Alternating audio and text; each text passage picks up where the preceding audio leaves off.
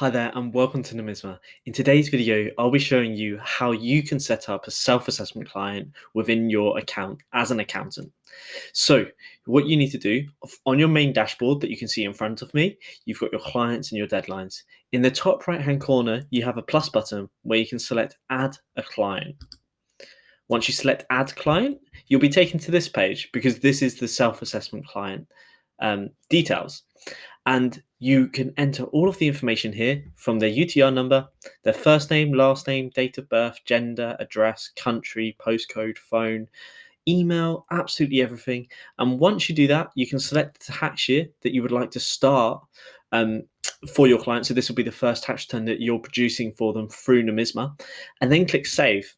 And once you do that, it will save it as a client and you'll be able to access them within the self-assessment section on the left menu by going to your client list. Let's let that load. There you go.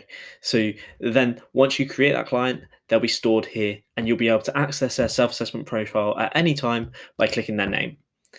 And then on this page, you can then go in and begin producing the tax return for that client.